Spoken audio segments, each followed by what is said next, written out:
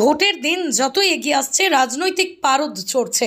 ৫০ বছরেরও বেশি পুরনো Konnagar Nabagram peoples cooperative credit bank limited, কিন্তু সমবায় ব্যাংকে আজ অবধি নির্বাচন হয়নি। এতদিন পছন্দসই মানুষদের বসিয়ে পরিচালন সমিতি গঠিত হতো। ২০২৩ সাল থেকে সেই পরিচালন সমিতিও নেই। বিশেষ আধিকারিক বসিয়ে ব্যাংক পরিচালনা করা হচ্ছে। যদিও ব্যাংক পরিচালনার ক্ষেত্রে এই প্রথমবার ব্যাংকের নির্বাচন নিয়ে তোড়জোড় শুরু হয়েছে। নির্বাচনের দিনক্ষণ ঠিক না হলেও স্ক্রুটিনি হয়ে গিয়েছে। এত বছর পর ব্যাংকের নির্বাচন নিয়ে কোন্নগর এলাকায় রাজনৈতিক পারদ চড়ছে। বিভিন্ন দলের কার্যালয়, চায়ের দোকানে কান পাতলেই শোনা যাচ্ছে ব্যাংকের নির্বাচন সংক্রান্ত আলোচনা। স্থানীয় পঞ্চায়েত প্রধান তৃণমূলের সোমা দাস অবশ্য বলছেন, তৃণমূলের আমলে ব্যাংকের শ্রীবৃদ্ধি হয়েছে। সোমা দাসের কথায়, বামেদের হাতে থাকার সময়ে ব্যাংক শুধু বাম মনোভাবাপন্ন লোকদেরই গুরুত্ব দিতেন, কিন্তু ২০১৮ সালের পর পরিচালন সমিতি বদলানোয় ব্যাংকের আমূল পরিবর্তন হয়েছে। এখন গ্রাহকদেরই আগে গুরুত্ব দেওয়া হয়। বিগত দিনে ব্যাংকের পরিচালনা সমিতির দায়িত্বে থাকা ক্রীড়া প্রশাসক তথা কোন্নগর সন্তান মানস রায়ও বলছেন, বামেদের তুলনায় তৃণমূলের আমলে ব্যাংকের উন্নতি হয়েছে। তবে শাসক দলেরই কিছু মানুষ সেই উন্নয়ন চোখে দেখতে পাচ্ছে না বলেই তার কথায় স্পষ্ট। গ্রাহকদের কেউ মানছেন আগের থেকে ব্যাংকের পরিষেবা ভালো হয়েছে। এত বছর পরে প্রথমবার ভোটে কারা জেতে সেটাই এখন দেখার। আমি বহু বছরের গ্রাহক, মেম্বারও আমি। হ্যাঁ, তা এখন কি পরিষেবা কীরকম পাচ্ছে? খুব ভালো। আগে ব্যাংকের পরিবেশ ভালো, পরিষেবা অত্যন্ত গুড, পরিষ্কার পরিচ্ছন্ন, ওয়েল ফার্নেসড, খুবই ভালো। কোনো জবাব হবে না, কথা হবে না। আপনার নামটা বলুন। অভিনব বসু। আচ্ছা,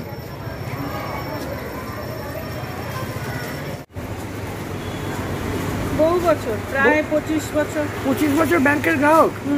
কীরকম বুঝছেন এখন ব্যাংকের পরিষেবা বা এসব গত দিন বা যা ছিল আগে এখন যা দেখছেন কীরকম বুঝছেন? কিছু মানে অস্বাভাবিক মনে হয়নি। হ্যাঁ, সব কিছু স্বাভাবিকই লাগছে, এখনো পর্যন্ত কিছু অস্বাভাবিক মনে হয়। আচ্ছা, কোথায় বাড়ি আপনার? নবগ্রামে? নবগ্রামে, বিদ্যাপীঠের কাছে। আচ্ছা, কী নাম আপনার? আমার নাম ছন্দিতা ব্যানার্জি। না দেখো, নির্বাচন সামনে, এটা আমরাও শুনেছি, যদিও এখনও অফিসিয়ালি নোটিফিকেশন হয়নি। গত 5 বছর আমরা সমবায় ব্যাংকটি চালিয়েছি, আমাদের বোর্ড চালিয়েছে 2018 থেকে 2023, 2 বছর স্পেশাল অফিসার চালিয়েছে, সামনে নির্বাচন। তো এই ব্যাংক 60-65 বছরের ব্যাংক, এতদিন বামপন্থীরা এই ব্যাংক চালিয়েছে। তারা তাদের ভাবনায় ব্যাংক চালিয়েছে। সমবায় ব্যাংকটা তারা তাদের একটা পার্টির ব্যাংক হিসাবে পরিচালনা করেছে। তাদের বামপন্থীরাই মেম্বার হতো, বামপন্থীরাই তাদের চাকরি পেত। মেম্বারশিপ লোনের ক্ষেত্রেও তারা সেই অগ্রাধিকার বামপন্থীদেরই দিতেন বিশেষ করে। কিন্তু আমরা যখন দায়িত্ব নিয়েছি 18 থেকে 23, আমরা এই ব্যাংকটাকে, সমবায় ব্যাংকটাকে নবগ্রামের মানুষের সমবায় ব্যাংক হিসেবে তুলে ধরেছি। আমরা সব ধরনের মানুষদের মেম্বার করেছি, সে বাম হোক, ডান হোক, গেরুয়া হোক। আমাদের ডাইরেক্ট স্টাফ নেওয়ার অধিকারটা ছিল না, কারণ 2011 পর কোঅপারেটিভ সার্ভিস কমিশন এসেছে, কিন্তু আমরা কন্ট্রাকচুয়াল স্টাফ নিয়েছি। আমরা গ্রুপ ডিতে পার্মানেন্ট নিয়েছি 3 জনকে। আমরা সব ধরনের মানুষকে পরিষেবা দেওয়ার চেষ্টা করেছি একটা সমবায় ব্যাংকে, যেটা উদ্দেশ্য হওয়া উচিত। ব্যাংকের তোমরা যদি ব্যালেন্স শিট দেখো, একটা সমবায় ব্যাংকের বা যে কোনো ধরনের আর্থিক প্রতিষ্ঠানের ব্যালেন্স শিট তার কথা বলে, তার চরিত্রটা হচ্ছে তার ব্যালেন্স শিট, মুখ হচ্ছে তার ব্যালেন্স শিট। তোমরা ডিপোজিট দেখবে, ইনভেস্টমেন্ট দেখবে, প্রফিট দেখবে, অ্যাডভান্স দেখবে, সবেতেই 50 থেকে 100% গ্রোথ হয়েছে। এনপিএ যেটা ঘাটার কথা, এনপিএও 50%-এর মতো ঘটেছে। এসব এরপরে দেখো গ্রাহক পরিষেবা, গ্রাহকদের আমরা পরিষেবা দেওয়ার ব্যবস্থা করেছি উন্নত ব্যাংকিং সিস্টেমের মাধ্যমে, উন্নত সফটওয়্যারের মাধ্যমে। যারা আগে 2018 আগে ব্যাংকে গেছিলেন তাদেরকে জিজ্ঞাসা করবেন, আর এখন যারা ব্যাংকে যাচ্ছেন তাদেরকে জিজ্ঞাসা করবেন, আমূল পরিবর্তন হয়েছে।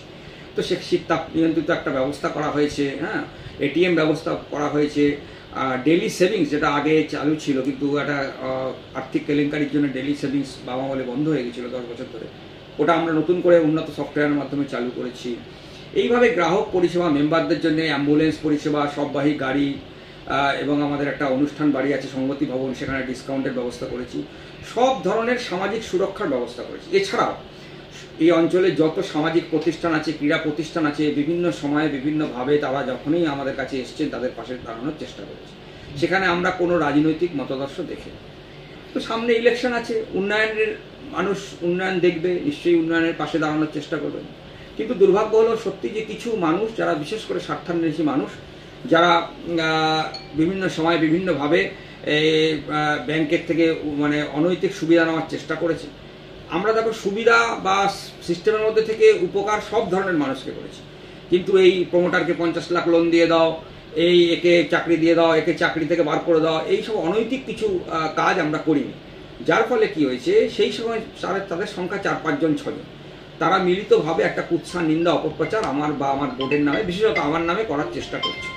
তো সুতরাং এই যে জিনিসগুলো আছে, এইগুলো একটা কি করে, যেটা একটা লোকাল একটা পরিবেশের মধ্যে এগুলো ফেসবুক লাইক করছে, লোকের নামে কুৎসা নিন্দা করছে, বিশেষত আমার নামে করছে, এগুলো করছে। মূলত এরা কারা? এরা স্বার্থান্বেষী কিছু মানুষ, যাদের এলাকায় একটা মানে কি বলবো, চোর হিসাবে লোকে চেনে। কারোর চুরিতে ডিপ্লোমা আছে, কারোর ডিগ্রি আছে, কারোর মাস্টার ডিগ্রি আছে, অথচ এদের বাড়ির লোকরা হলিডোম, এদের বাড়ির লোকের থেকে গ্যাংটকে হলিডোম নেওয়া হয়েছে, এদের বাড়ির লোক গাড়ির ভেহিকেলসের লোন পেয়েছে, সব যা নৈতিক ছিল সবই পেয়েছে। এদের মধ্যেই একজনের মেয়ে এডুকেশন লোন পেয়েছে, খুব বেশি মার্কস পায়নি, কিন্তু তাও আমরা এডুকেশন লোন দিয়েছি। এদের মধ্যে একজন এসেছিল, তাকে অনেকে সম্ভবত ডাকে হচ্ছে বুলু প্রভাত বলে, কেন ডাকে আমি জানি না। সে তার ছেলে চাকরির জন্য এসেছিল, সে মনে হয় তার ছেলেকে বিয়ে দিয়েছিল, কিন্তু মেয়ে বাড়ি যখন জানতে পারে, যা আমাদের কাছে বলেছে যে ও ছেলেটা সেরকম কিছু করে না, তো আমাদের চাকরির জন্য এসেছিল আমার কাছে, সেক্রেটারির কাছে। দেখো, এইভাবে তো ব্যাংক চালানো যায় না। কে কার ছেলেকে মিথ্যে কথা বলে মেয়ের সঙ্গে বিয়ে দেবে আর তার দায় ব্যাংকে নেবে। পরবর্তীকালে আমরা ওটা নিতে পারিনি, পরবর্তীকালে আমরা জানতে পেরেছি সে একটা ভুল বলে, সে ছেলে কিছুই করে না, মিথ্যা কথা বলে তার ছেলেকে বিয়ে দিয়েছে। এখন শুনেছি ডিভোর্সও হয়ে গেছে, যতদূর শুনলাম আর কি।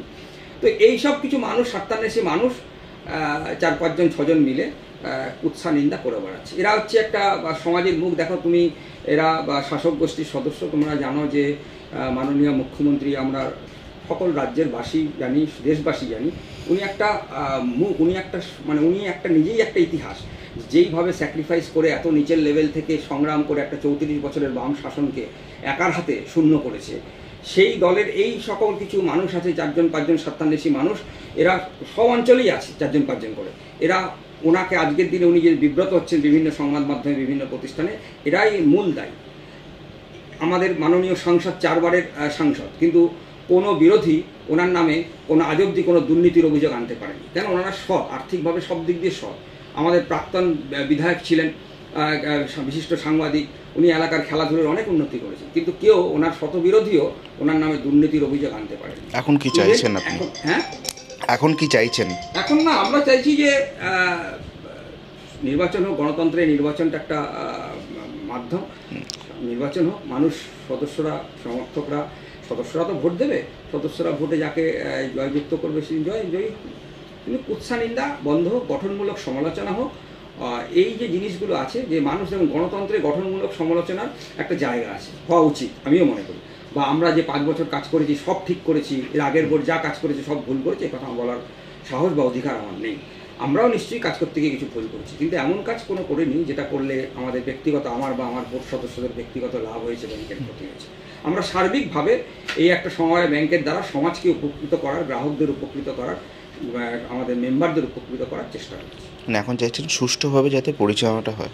অবশ্যই নির্বাচন হবে, যাতে সুষ্ঠু লোক আর ভালো লোক আসুক, সৎ লোক আসুক, যারা ব্যাংকটাকে আগামী দিনে আরও অনেক বড় পথে, আমরা যা করেছি তার থেকেও আরও ভালোভাবে করে ব্যাংকটাকে আগামী দিনে নিয়ে যাবে, যাতে এলাকার মানুষ অনেক ভালো পরিষেবা পায়। ঠিক আছে, আপনার নামটা? আমার নাম মানস কুমার রায়, আমি প্রাক্তন চেয়ারম্যান নবগ্রাম পিপলস কোঅপারেটিভ।